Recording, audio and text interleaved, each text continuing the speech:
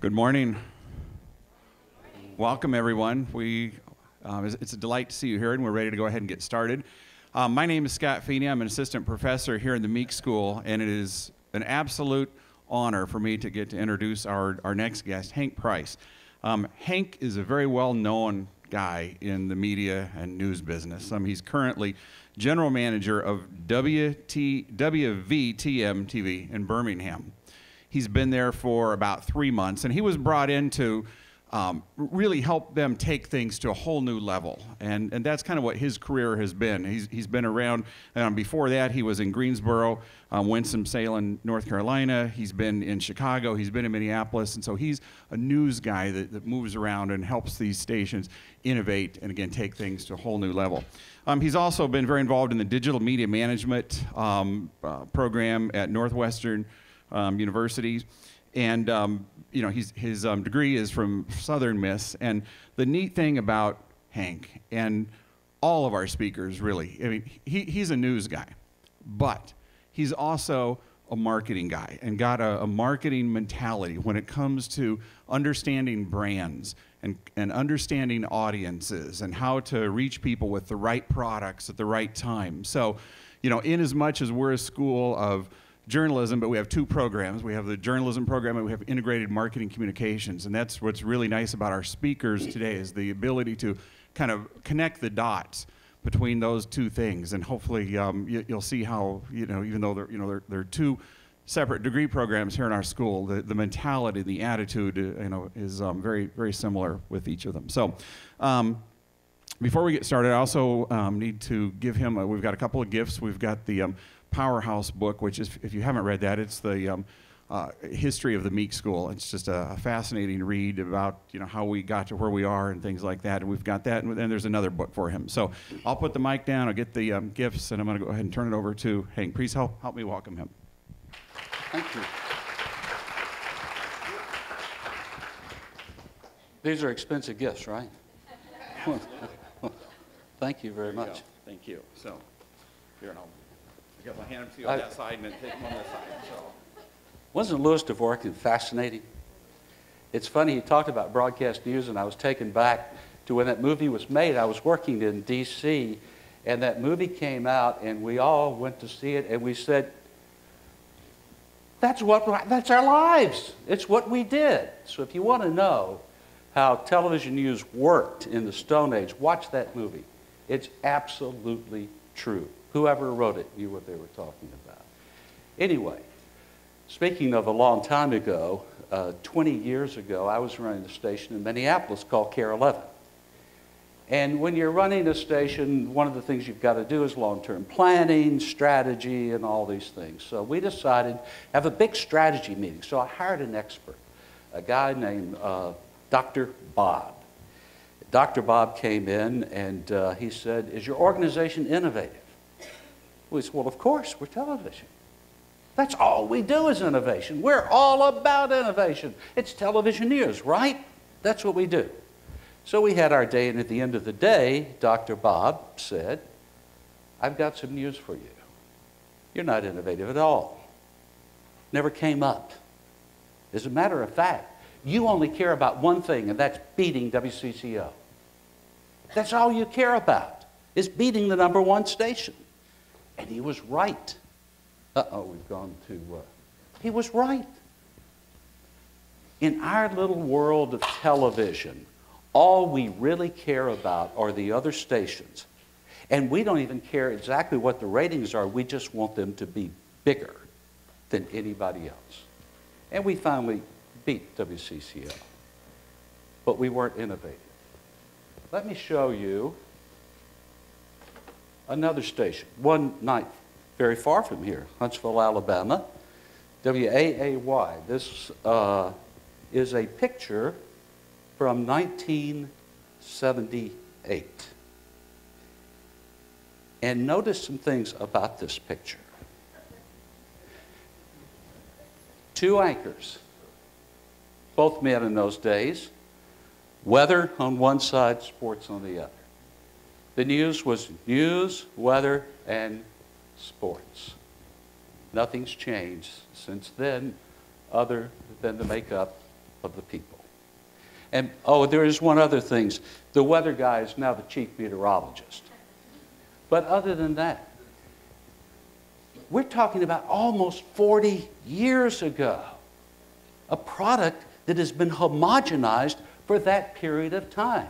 Sure, technology's changed, things have happened, but the fundamental product is still just like it was then.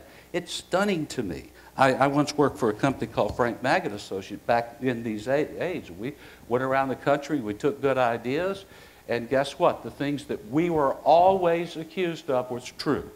We homogenized the industry.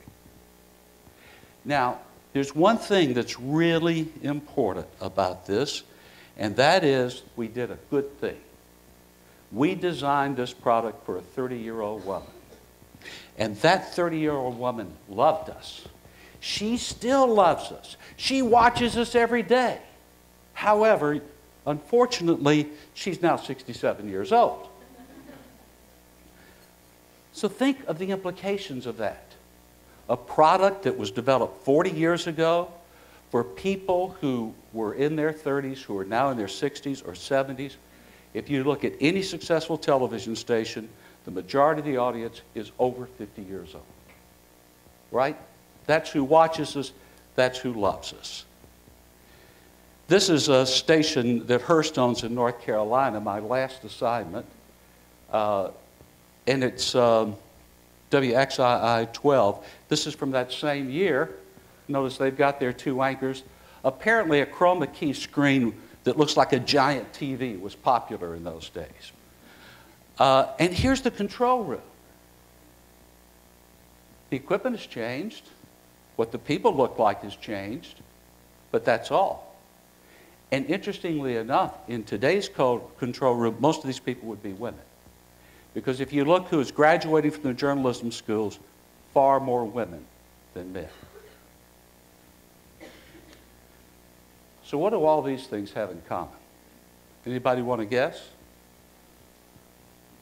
PCs, cell phones, microwave popcorn, camcorders, CNN.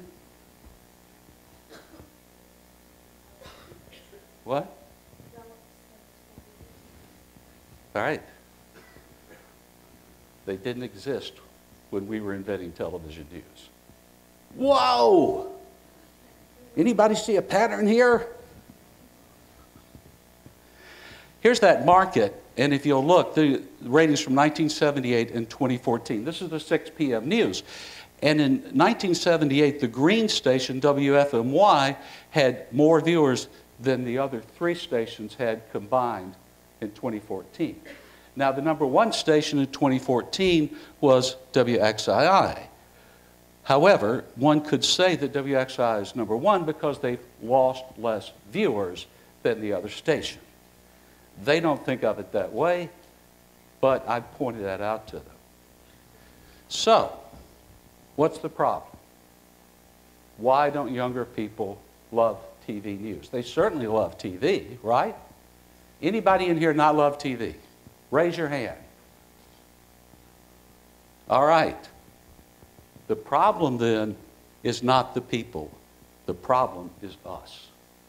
And why is it? Why is it that someone today who is 25 years old is unlikely to ever become a television news loyalist? Well, let's talk about some of the reasons. First of all, we just saw this. This newscast is designed for their grandparents. My gosh, it's true. And it all looks and feels the same. And if you graduate today from a great journalism school, such as me, you can go out and immediately get the job. You know how to do a package. You know how to do a stand-up. You know how to do a live shot, right? You know everything that we were inventing 40 years ago because you've learned how to work in an industry. But the industry is locked in a previous time. And unfortunately, think how predictable television news is. Let's assume for a moment that there's a farm just outside of Oxford, Mississippi. And the barn catches fire this afternoon and burns down. And WRBL-TV here in Oxford is on the scene. They're covering this. It's their 5 o'clock news this afternoon. How does it start? Well, it begins with a tease of the formerly burning building. If we don't have any burning footage, we'll run whatever we've got. Barn. We have the burning barn coming up. And then we run to a brief open where we go to 2 anchors who look very serious. And what do they say? A barn burned this afternoon. We have team coverage on the scene with reporter Sue Smith. We go to Sue Smith, who's live. She's standing in front of where the barn was, hopefully maybe smoldering if we're lucky. But if not, we'll just take the ashes, because that's what we do. We are live on the scene. Doesn't matter if it's relevant. It only matters that we are there. And Sue Smith then stands up. Now, if this was on videotape, she would walk and talk. But since it's not recorded, she has to stand up. Why? I don't know, but it's the rule. She stands up, and she will motion beside. And she said, earlier today, the smoke and fire was coming down. Fortunately, no one was injured, and all the animals were saved. We were able to catch up with Farmer Brown. Now we go to the package, where we have the package, where every year in Mississippi, barns burn down. Who's doing something about it? Farmer Brown. Tell us. Well, fortunately, the animals were saved. Thank you. Then we go, they actually don't say thank you. That's not allowed. You have to go to the next thing. Now we come back live, and if we're lucky, the reporter is standing with who? The fire marshal, who she's able to say, is this a problem? And he says, yes. What happens? Well, apparently the cow kicked over a lantern. And we urge all farmers, do not keep lanterns in your barns. Now we go back to the 2 anchors who must ask the follow-up question.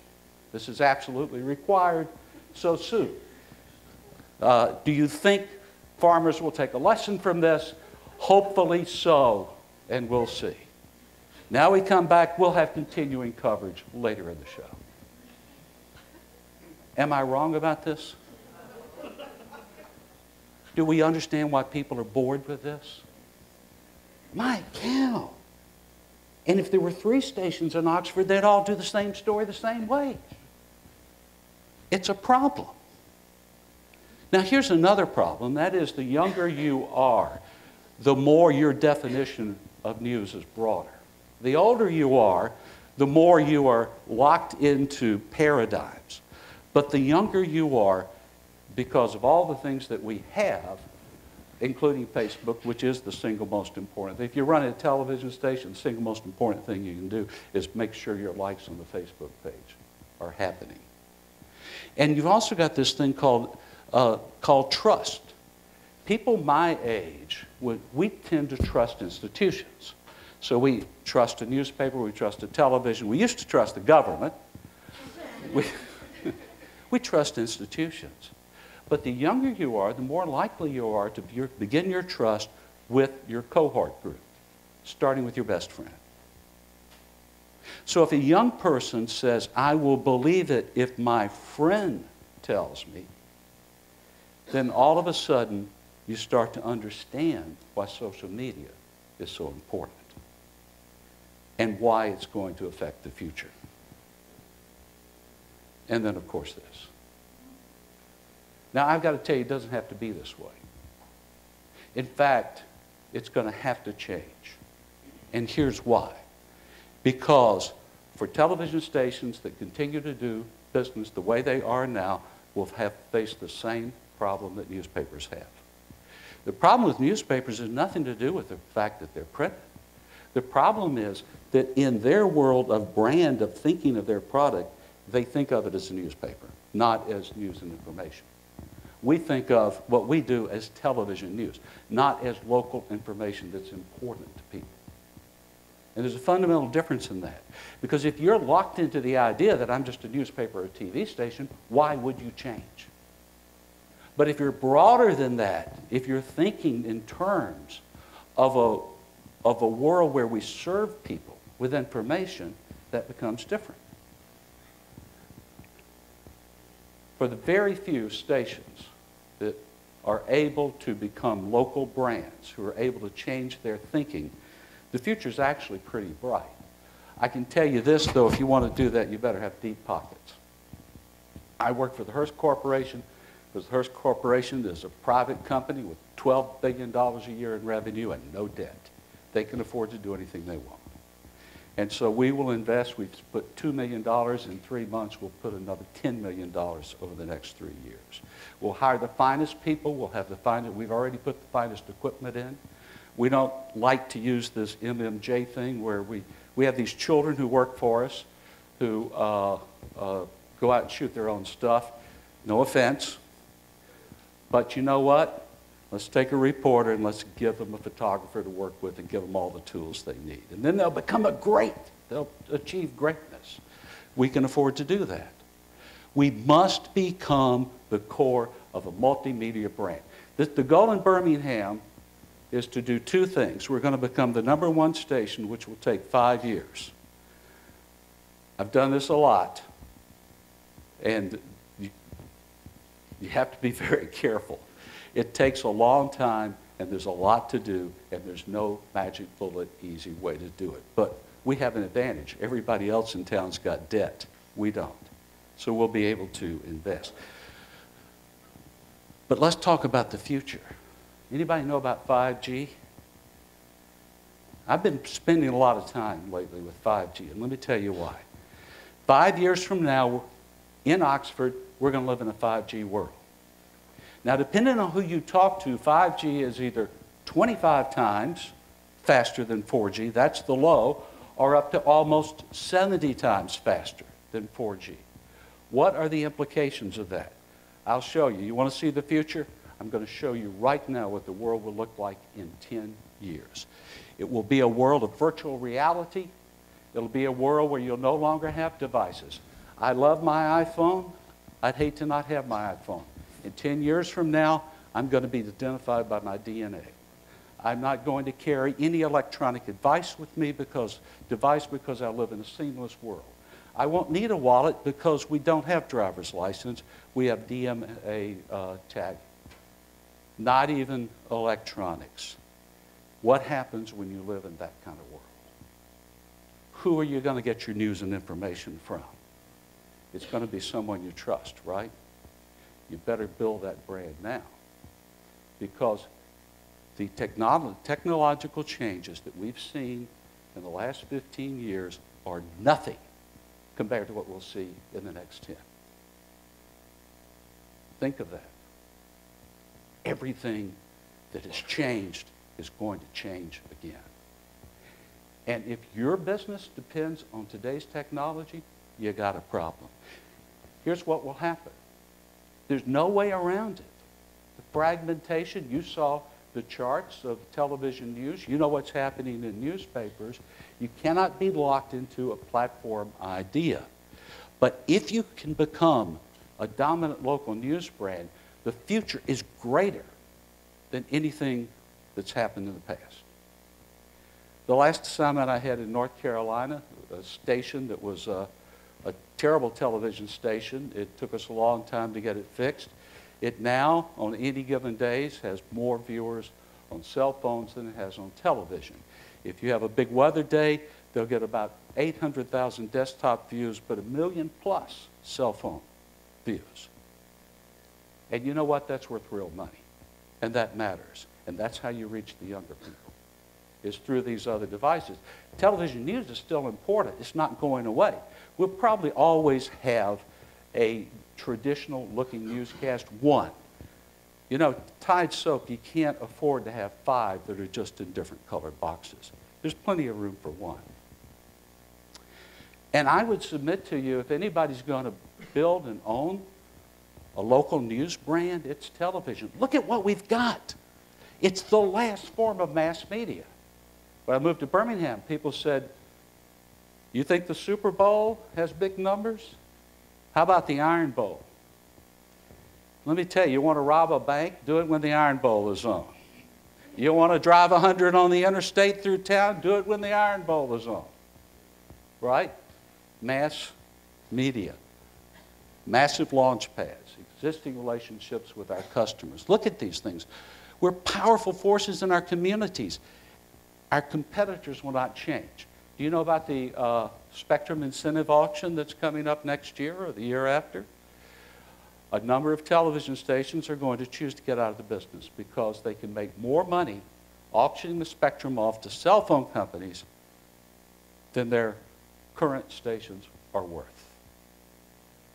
When Hearst we bought Birmingham as an experiment because Hearst, there are going to be a lot of stations available in the future because all these public companies have massive $billion-plus of debt. They're going to be in big trouble when the next recession comes or when the interest rates go up. So the question is, Hearst, who's been in business 128 years, never sells anything, how big do we want to invest in TV in the future? So we're doing this kind of experiment, and it's a lot of fun. But the fact of the matter is the incentive in order to buy Birmingham, we had to buy a station that came with it down in Savannah. And it's worth about $10 million. So the plan was just we'll sell that to somebody. And guess what? We found out because there was an auction, the last cell phone auction, Spectrum had got so much money that station's probably worth $30 million for the Spectrum alone. Wow. From 1990 to 2000, the number of stations doing news and the number of hours news in the U.S. more than doubled. We're going to see a change go the other way. So, everything that we've talked about up till now, everybody knows, right? No secrets. Stop and think about it. The information's there. If that's the case, why is innovation so hard? Anybody have any ideas? Thoughts? Yes.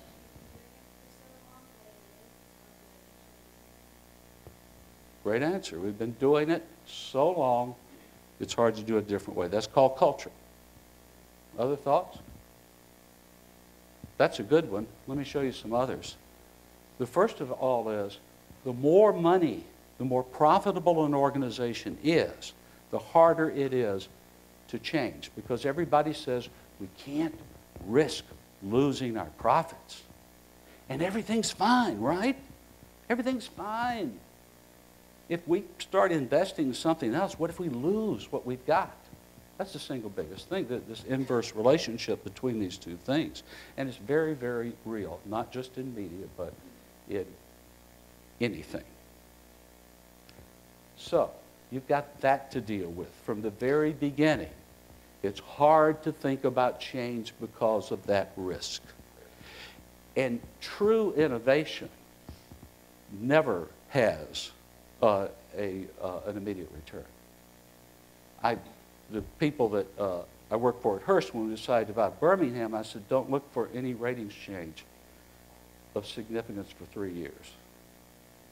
Now, we'll do some things, but you can't innovate over the short term and be successful. There's a big fear of failure. We all suffer from that, right? We all suffer from the fear of failure. Here's the one that's fascinating to me. We all do, our peers do. So if you've got an industry that's status quo, why would you change? I mean, we all know when Farmer Brown's barn burns down, if we're not there, then we got, right? We got to be there. Why? Because it's a big story? No, because everybody else is there. So I've seen things as ludicrous as that, by the way. When you get as old as I am, you'll be amazed what you've seen. Here's what we just heard. The internal culture is the greatest barrier. 10 or 15 years ago, Media General was getting a lot of attention because in Tampa they combined their newspaper and their television station. Were you there then, Deb? Okay, you've got a person here who was part of that. In journalism circles, this was the biggest thing to happen. And it was huge. Everybody was writing about it. Everybody was talking about it. A guy named Reed Ash was sort of the founder of that. So I called him up, and by this time he had been promoted and was at their headquarters in Richmond. I said, everybody's writing about the journalistic side about this. I'd like to do something on the business side. Can I come see you? So he said, sure. Very nice guy. And I said, so tell me, you've combined newspaper, television, Tampa Bay Online, your website. So how much more profitable are you now? He said, not at all. I said, how much more profitable do you expect to be? He said, we haven't been able to figure that out. Really? Well, tell me about innovation. Tell me the innovative things you've done. He said, we really haven't. I said, well, what do you mean? I said, Tampa Bay Online, you've got a TV and a newspaper building it. Surely it wouldn't be that successful if you didn't. And he said, oh, of course, but we think you wouldn't have had to combine the newspaper and the TV station to do that. I said, well, then what's the problem? He said, we hit the internal cultural walls and we couldn't move it further. We could not move it. Isn't that fascinating? Now, this is from a very smart guy. And I always appreciated his honesty in that. It was extremely helpful. And, of course, what he said then has been proven out. The company went bankrupt, bigger, not at all because of Tampa, but because of bigger things. They went bankrupt. They pretty much gave the newspapers away. And they now have this new version. They ended up being taken in by other companies, and still there's a new company out there, this television company, I think $3 or $4 billion of debt. So all that work Reed Ash did was for nothing because of the internal culture. And here's one we don't talk about, but I guarantee you it's real. No consumer likes change. None. Has anybody in here ever been involved with an organization that got a new computer system? Yes? Did people say, I'm so excited because it's going to do great things? They didn't? What did they say? Scared of it, didn't want to use it. People hate change. Doesn't matter that the change is going to make you better. They hate change. My wife has an iPhone, what does she have? A 4, maybe? Maybe a 5. Little bitty thing. She mad at it all the time. I said, you know, let's just go get you an iPhone. It's not that big a deal. Your contract has been up. Let's go. No. I've got all my stuff on this. I don't know. But it'll do all this stuff. Right? People hate change. Doesn't mean you can't change. And then add this. The copycat industry. Wow.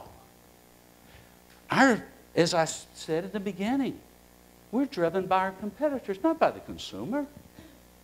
You know, when I was running CARE, all we cared about was beating CCO. That's all we cared about. And that's still the case. You know, I was telling somebody the other day, this won't mean anything to you, but we achieved a 21 demo in our 10 o'clock views. It's a massive number. We became the single most profitable unit that Gannett owned. More profitable than anything else they had at that time. And that with a 21 demo. Today, if you got a 5 demo, you'd be thrilled. Everybody encouraged so far? Don't worry, it gets better. And you know, fads. We love fads. One station runs a crawl across their bottom. Now we all got to run crawls across their bottom, right? Viewers want crawls. I don't care what the viewer wants. The CBS affiliate's got a crawl. We're going to have a crawl. I got rid of the crawls where we are. Got rid of the time and temperature other than the morning. We do these fads. So, here's the most important thing for you to remember. If you're going to innovate, you must do something that your competitors either cannot copy or will not copy. Now, there's nothing I can do that my competitors can't copy. So I must do things they will not copy. I work for a guy named Jordan Wortley, who's the president of Hearst Television. He said, you know, there's just a couple of things you do sometimes make it a little uncomfortable, like that time you hired the improv to do the traffic. You know, I just do this. I said, I understand that, you know. But I got to do things the other people won't do. So if you're going to innovate, first of all, you better do something that's difficult, takes a long time to do. It's got to be long-term, and it also has to carry some financial risk. You better have some skin in the game. Does this make sense to you? Because if you do something that's not hard, not long-term, and doesn't have any risk, and it's successful, everybody else is going to do it, and then it's not innovation anymore.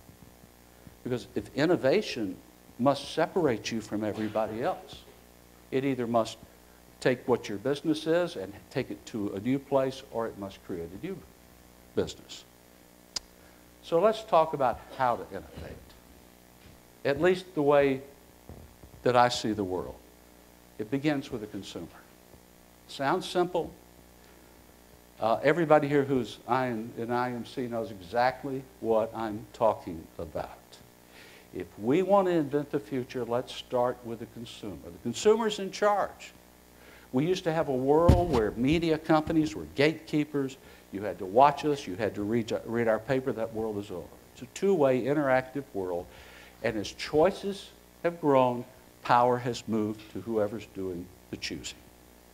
If you'd like to read our new book, which comes out in August, it will explain more, right? Deb and Samir and I have a book coming out in August that's all about this kind of thing. Hopefully, you'll either want to read it or your professor will require you to buy it. We don't care. Either way, right? And next, don't bet the farm. I was involved with a thing in Chicago a few years ago where we took the old-time CBS, O&O, WBBM, and we tried to reinvent the news. The station was in trouble. It had had a long and sad history of bad things that had happened to it. And so we decided to reinvent the news. It got a lot of industry acclaim, but it failed. And the reason it failed was we were trying to innovate from weakness. And when you innovate from weakness, you have to succeed. And it changes everything. Innovation needs to come from strength. Because if it comes from strength, you're not betting the farm. So, and this happens in television time after time. It's the station that I'm at now. That's what our predecessors did. They kept, because when you get in trouble, you start looking for these magic bullets. What if we do? You know, the station's staff had been cut in half. But it was owned by Media General, and they were in such trouble that the company was in trouble. Not their fault, but they were. So they ended up cutting the station in half. And so what did they do? They took 7 people and created an investigative unit. But they weren't covering the news anymore. Now that's sort of like buying a new car with a great air conditioner, but there are no wheels on it. All right? You can do all the investigations that you want, but if you're not starting by covering the news, the basics, why would anybody watch you? So we disbanded all of that stuff. We put everybody into basic news coverage. And you got to provide real resources. Don't bet the farm, but real resources. And you got to assume a failure is okay. I don't know what my failure rate personally is. It's got to be at least 80%. I have a lot of ideas. I tell people, unfortunately, I'm hearing them the same time everybody else is. So somebody has to say that's stupid, or else we run down the road. Having been down that road, I know I must surround myself with people who are smarter than me and know how to say no. But you got to assume failure is okay, because you're going to fail most of the time. That's why you don't want to bet the farm. And you got to be in it for the long run, and mainly just start. And I think Lewis said something like that, about just start. It doesn't have to be perfect. None of us are perfect. Nothing we do is perfect. But start. All right, we're going to talk about somebody who did this. This is the slide we had a minute ago. Remember this? So, if you're a television station and you look at this and you say, all right, let's agree this is all true. What are we going to do about it? Well, 6 years ago, NBC decided to put Jay Leno on in prime time. before the late news. It was a disaster. So WXII in Greensboro, Winston-Salem, High Point, Burlington, kind of a quad market, all of a sudden the late news ratings dropped like a rock. They were losing for the first time in a long time. Why? The lead-in was terrible. Now this said two things. One, you need a lead-in, but more importantly, if you're a TV station and you're totally dependent on the lead-in for your ratings, then you got a problem. And so we said, you know what? We have an interesting little place. We'll take the late news, 11 o'clock Eastern, and let's do something crazy. Let's see if we can actually do this. And it's not the end of the world. We've got all these other newscasts on. It's a top 50 market, so the money is kind of risky, but you can make a lot of money in a market that size if you're successful. So we started doing research. We hired two different companies, one called Smith Geiger, which they are the most prominent news research company out there, I think, right now. I think they're the most far-looking. And then some other companies to also do, and we decided that we were going to create a product at 10 o'clock, not that attracted 35-year-old women, but caused them to love us. Why? Because if women, unlike men, are actually loyal to things they love, and just as importantly, if they love you, they will tell others about you. Right? So think about the implications of that. If you can get a 35-year-old woman to love anything you do, and she goes on Facebook and tells all of her friends, and her friends come to you, and if they like you, then guess what? They'll tell their friends. So, different kind of premise. What do we know about this woman? Well, we asked. First of all, we found that almost without exception, women who are 35 years old, who work outside the home, and who have kids are exhausted all the time. Anybody here exhausted all the time? You're not. Most of you are. Worn out. Now, there are a lot of implications for media if somebody's exhausted. There are 1,440 minutes in a day. If you sleep out hours, which most of them don't, but if you did, you've got 960 minutes. That's not a lot of time. You've got a lot of stuff to do, and you've got other people depending on you. Therefore, most things that this woman sees never achieve cognition. She drives down the road, and she sees billboards, and she has no idea what's on there. Why? Because it's not relevant to her life. I love the Costco example, because that's an upscale women thing. Ask a woman who loves Costco, what are the floors made out of? They're concrete. Many times she can't tell you. Why? Because it doesn't have any bearing on her life. She doesn't even see things that don't matter to her. And therefore, she's immune to most advertising. Anybody tweets this, I'll kill you. I have people checking. And not only is she difficult to engage, but it's only on her terms. Now, my wife is, I'm not sure how old she is, but we've been married 43 years. I'm afraid to ask. But I can tell you, she's this way. If I want to engage her, it's got to be on her terms, because she's also very busy. Because she's got her little business and stuff that she's doing. And I got to tell you, we've discovered that children never, ever, ever grow up. This person's time is much more important to her than her money. In all cases, she will sell you. She will pay money if you can find a way to save her time. And she trusts her cohort group. Here's one. Women are aspirational and they like upscale products. So a woman who works let's say works in an office, and she doesn't make a lot of money, she's still aspirational. She still wants a Keurig coffee pot. She still wants a car with all kinds of stuff in it. So this is important. If you're talking about now this kind of person, and she navigates the world through brand. This is not a brand presentation, but let me just say this. The definition of a brand is when a consumer sees your name your logo or anything about you, the first thing that pops into their mind is your brand. Do you know what the brand of the WVTM in Birmingham is? 13, the station I'm running? I kid you not.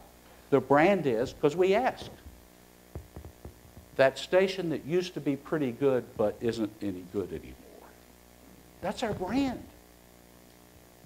You know what the brand of the station that's currently #1, the Fox affiliate? It's a good station owned by Raycom. They do a nice job. They know who they are. It's that station I've already watched, always watched, and I just know I can depend on. That's their brand. Believe it or not, it is not on your side, live, local, late breaking, where the news comes first, or any of that stuff. Those are advertising slogans. But your brand is who you really are. So what does she care about? Anybody guess the #1 thing this woman cares about? What? Kids? That's good. What else? Getting sleep? She cares about that. Yeah. Here's the #1. All those things she cares about. Now, why is this important? What's the #1 thing people turn on television news for? The weather. Right? The weather. Why does a woman get up in the morning, turn on the TV? The weather. Kids going to school. Keeping her family safe. People, by the way they use TV is based on the what I call the largest screen theory. And that is when you get up in the morning, you turn on the TV, you listen to the news, so you can have a small TV set. You go to work, the biggest screen is your monitor, so you use that. You go to a meeting, now you've got the phone, you get home at night, that's when you turn on the big TV.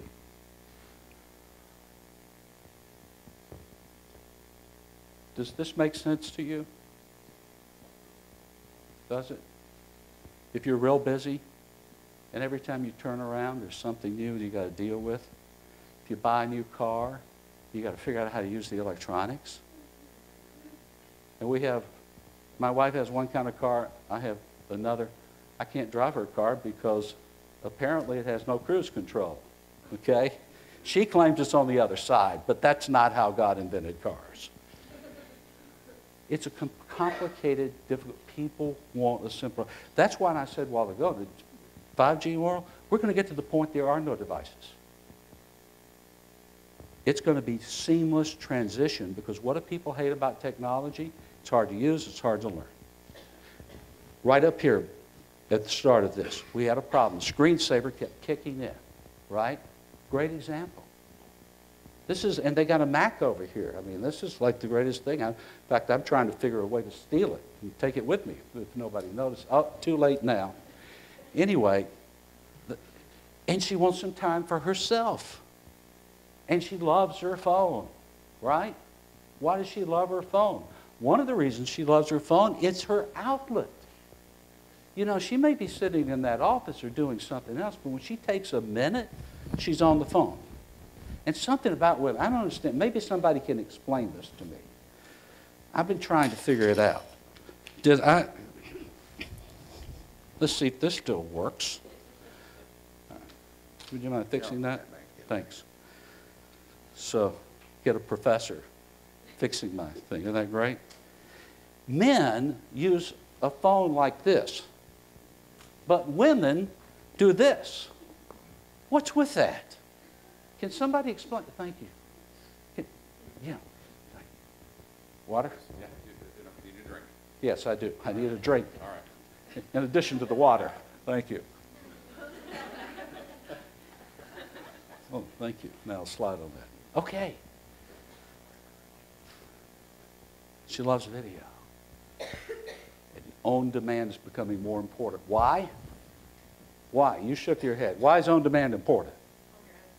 On your own time. Exactly, because she's in charge. She is in charge of her world. She is the master of her domain. Well, she's in charge of her world. So she's going to turn off anything that bores her. She doesn't have to be upscale, but she thinks upscale. And we talked about the biggest screen. So we know these things about her. How does it affect news at 11 o'clock at night, for goodness sakes? And by the way, the first thing we tried was we just simply did a digital newscast at 10 o'clock and started promoting that on your web or on your phone or on your iPad. And that had some success, but the problem was there's not much money in that. The big money is still in TV, so we had to fix the news ratings. So what can motivate her? Everybody wants a trusted source. If you're in journalism, if you can become the trusted source, that's not going to change. And it's something else that we heard earlier in the first presentation, is those fundamentals don't change. Things like integrity, and credibility, and trust are absolutely real. They've got nothing to do with technology or who's in charge. Brevity and no features. I can remember sitting in meetings years ago, how do you get women? Well, let's do recipes, and let's do health, and let's do fashion. Well, you know what? It don't work. Why? Because you're talking about a woman. If she wants those things, she'll go find them on her own. She wants the news from you. The news, not features. Don't waste her time. Give her something that's not on demand. Give her the latest.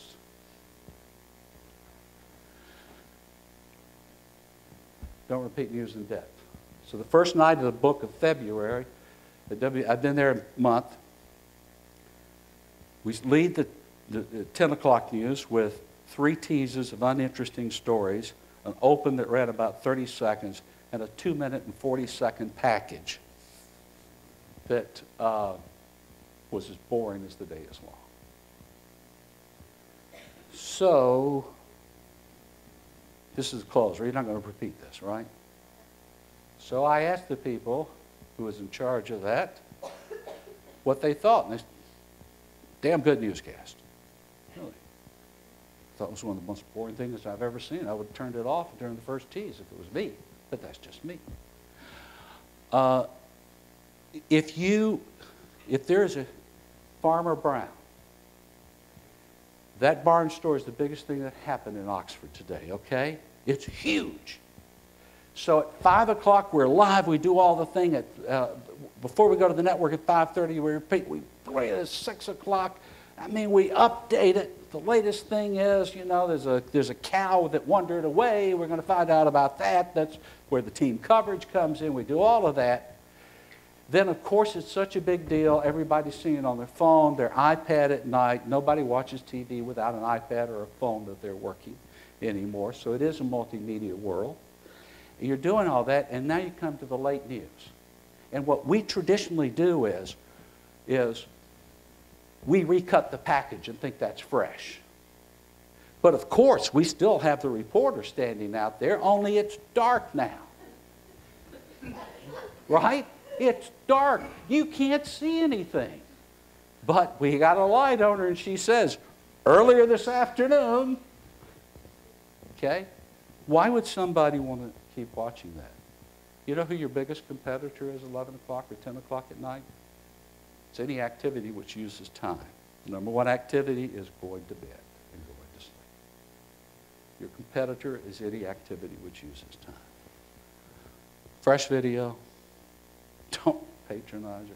She'll turn you off. You don't get a second shot. More and more and more that's participating in the news process. You know, Louis Dvorkin talked about all those people he has are contributors. My dream is that we'll have all of these viewers who, when they're stuck in a terrible wreck on the interstate, will whip out their phones and start doing reports that they send to us that we actually put on TV and we actually put on the web. As the technology becomes more and more, we get the real live experts. Right now, we have a cultural wall against this because we're in charge. We're in charge. We ain't in charge anymore. So if we're not in charge, if we can figure this out, what do we have? Oh my goodness. So, here's some critical things. People hate change, right? if you're going to produce a new newscast, it can't look that different. It's still got to look kind of like a newscast. And if you ever compromise your ethics, you're out of business. It's just that simple. Just that simple. Lewis talked about the wall between journalism and news. I cannot begin to tell you, as a practitioner, how critically important this is. Because if you ever lose your credibility, you are out of business.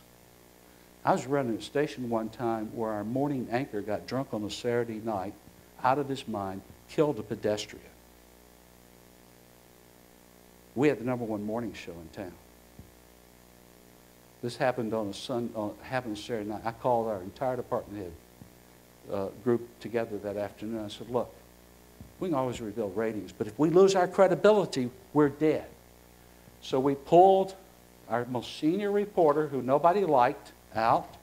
We got our one of our best photographers, and we put the two of them to the team. We said, you cover this story. You don't answer to anybody. You're going to overcover it, don't pull any punches about anything. We did at least 80 stories by the time we got to the trial, and he finally pled guilty and went to prison. Interestingly enough, our ratings went up. It was the oddest thing in the world. Well, I could tell you stories all day, right? And we must ruthlessly remove anything that doesn't advance the brand. This sounds simple, but we put all this stuff in television, and we think we're required. Whoever the youngest female anchor is supposed to also be our health reporter. I don't know why, but she's supposed to be our health reporter. So she's supposed to do health segments. Doesn't matter if anybody cares about the health segments. If that's not advancing the brand, you got to get rid of it. If it's not taking you where you need to be, then you need to not do it. So, here's what this station does. And I've got some examples, but rather than that, at the end, I'm going to tell you how you can go watch it and make up your own minds about what you think about it. It began with the 11 o'clock news. It's now in each of their newscasts. So the first thing where they did was triple the story count.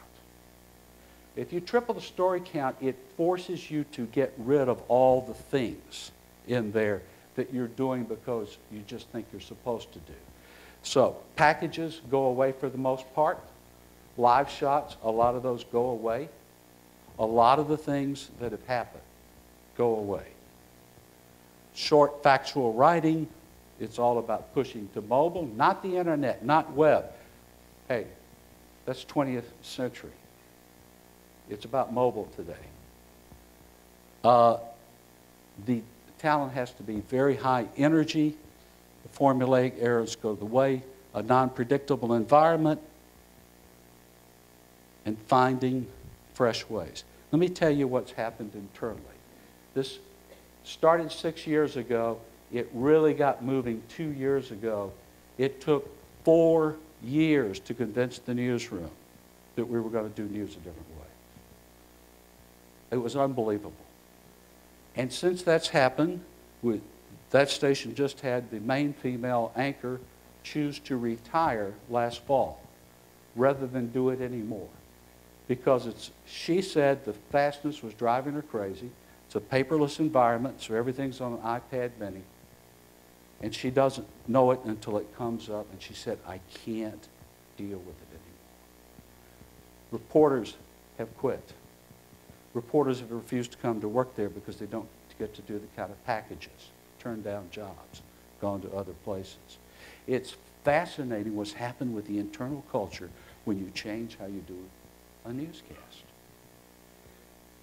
That newscast is now one of the 5 highest rated NBC affiliates in the country. It's been so successful that it's moved to their other newscasts. And, you know, we could go and we could look at it, but this afternoon at 4, tonight at 10, go to their website, wxi12.com, or go to their app. And what you're going to see is a newscast that at first doesn't look any different from anybody else's newscast. The desk is a stand-up desk. It's not a sit-down desk. Nothing too radical about that. People move all over the studios during the newscast. But what hopefully you'll see is it's hard to turn off. It took a long time to get past things like finding car wrecks. We had to go through that phase. It has to be real news. It can't be stupid news. It can't be entertainment news. It's got to be news. So go and watch that. And if you can't remember that, you can go search Prezi and put that in, and it'll take you to this presentation. Now, I've said a lot of stuff here. What do you want to talk about? And feel free to challenge me on any of this. I'm old. You can take me, I promise. Yes? How did you decide that the 35-year-old female would be your target, and is that different from other stations in the marketplace? Everybody wants the 35-year-old woman because she's the single most important person in the world for advertisers. She makes every important advertising decision. She decides what car to buy. If she's married, she forces her husband to go buy it because she doesn't want to fool with that, but she decided, right? The car, the clothes, the food. Name a category other than beer that woman doesn't make decisions about. Everybody wants that person, but nobody's willing to give up other people to get her. The last study that I saw from this station, which was done by Smith Geiger, and Seth Geiger said, he said, here's the good news, here's the bad news. The bad news is you have a real problem with male viewers. Really. But you've brought 7 points of female viewers back to the screen who had stopped watching television or who never watched it before. Yes? Has the number of people working in the newsroom gone down? I think this is probably an important question for our future journalists. No, it's gone up, but you got to understand who owns it. It has in many stations. The station we bought it had gone down.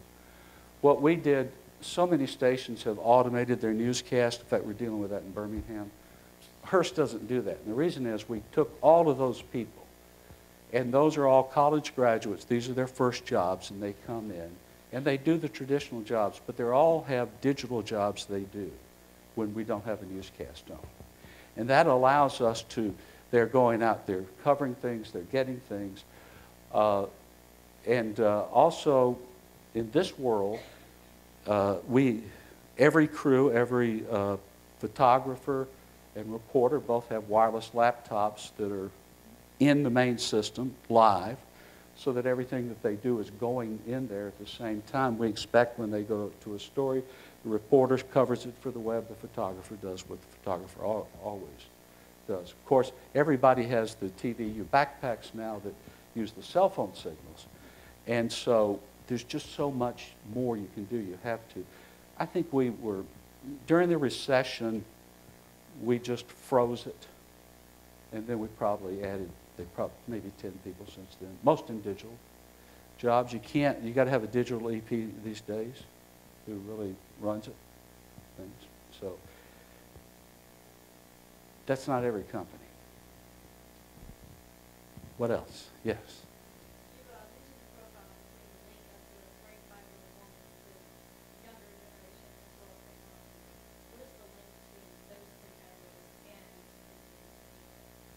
What's the link between those things in the news? Great question.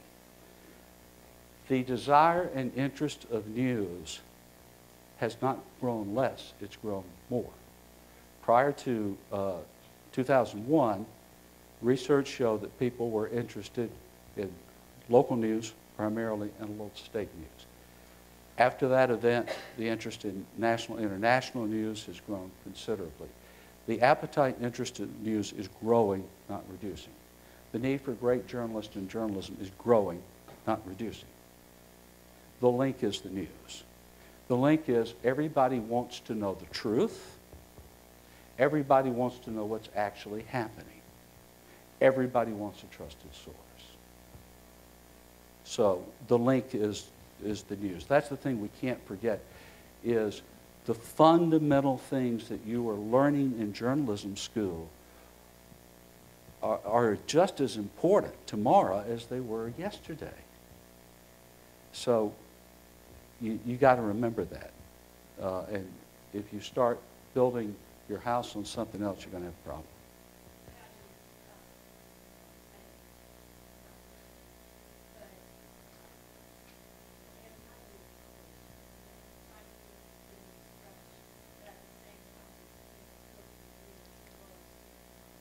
It's incredibly difficult to keep the news fresh.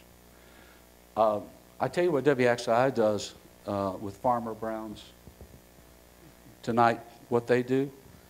At 11 o'clock, if they'll show the barn that is burned down, and they'll say, barn burned down, Farmer Brown says nobody was killed. Might have a quick clip of the fire marshal saying, be sure that you don't keep lit lanterns in the barn with the cows. And then they say, go to our app for more. Then get on to something else. Yes. It's a similar question to hers, but in our industry we're asked so much to think about the web first, put social media, wider out the story each week 3 times, and Facebook 3 times. You know the drill. So do those same audiences that are on social media basically getting the entire story before 6 p.m. news? Are they actually tuning in to 6 p.m. news? And if not, or if so, what's the best way to utilize social media during the day to keep your story fresh for 6 p.m.? Back when the web first became viable, newsrooms all over the country had a debate. And that is, should we post the story now or hold it for the news? Hard to believe we had that debate, but true. Now you don't have any choice. The answer is you have no choice. If you're not out there with it first, you're out of business. So what you're really doing is you're building the brand. Will you take some audience away from there? Yes. Would that audience go away anyway? Yes. So a mentor of mine named John Levine loves to say, if you don't eat your young, someone else will. So, yes, Deb. So, a lot of the folks in this room who are going to go work in one of the journalism and communication professions won't start at the top, right? They won't be able to set the vision for the Right. organization. So how, as a reporter like Margaret Ann or a marketer like Sam Mitchell, how can you, from the ground up, help foster innovation in your organization? Great. How do you from the ground up? Well, first of all, take the time to learn your craft, and that's okay. You don't have to go into the industry and be the great innovator. Take the time to learn your craft. We were talking earlier about the value of starting in a small market. It's incredibly valuable. You can make mistakes. They won't follow you. You look at what happened to Brian Williams. If you look at Brian Williams' career, he was never in a position. He's so good, he really kind of started high enough that nobody was ever telling him, you can't embellish stuff. And by the time he got the job, he has. So, but over time, get really good at what you do, and when you do, you'll have a voice. And it might not be soon, but you will have a voice. I would encourage you, don't get so sucked into the culture that you can't change. Easy to happen. Just remember reality. Yes? So you spoke a lot about innovation and how innovation obviously comes with a high amount of risks. Mhm. But so how do you, when you have this idea, how do you know, is there any way to know if this is going to be a good idea, or you're just wasting everybody's time with something that's going to work out? How do you know if it's a good idea or you're wasting your company's time? I don't know. I mean, I just don't know. I wish I did. I can tell you this, you can't innovate through research. I wish you could, but you can't. All you can do is try to, research is important, don't get me wrong, but you have to look at the consumer and say, what are they telling you? Look at their lives. Find out what they're interested in. Ask them. and then think, how can I fill that need? Here's the wonderful thing. My experience, at least with television, is we are so locked into our paradigms, rigidly locked, that if you do almost anything different, you're an innovator. So just start. What else? Yes? Last Thanksgiving, I was at a large gathering, and I was talking to a lot of people. One group in their, let's say, 35, 40-year range, and then people who were freshmen, sophomores in college. There was a lot of talk about Facebook, and both you and Lewis mentioned how important Facebook is. The adults, if you will, were talking about how they were adapting to the newest technology, the use of Facebook. And the younger people were saying Facebook is passé, we don't use that anymore, and shifted to other, platforms. How do you know? You've got a model that you have, 35-year-old mother or woman. How do you know how quickly your demographic is changing? What is your metric system, and how do you respond to that? Well, that's a great, great question that you raised there. How do you know? You can't know completely. You can't always get it right. What you've got to do is not only look at this person, but also look where the money is. So you got to look for the money. And you know that if you get her, you get the money. And then how do you keep going where you keep getting a little younger because she's getting older? Hard stuff. No easy answers to these things. But I can tell you this, if you are searching for the answers, and I can't say this enough, if you're searching and if you're trying, you are ahead of everybody else.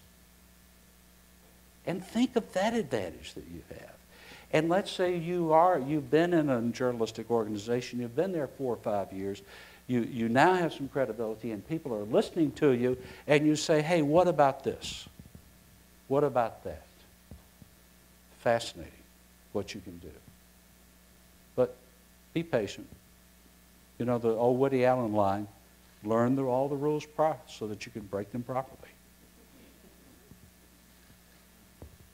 Yes? For someone who's struggling between deciding to go print or broadcast, what would you say?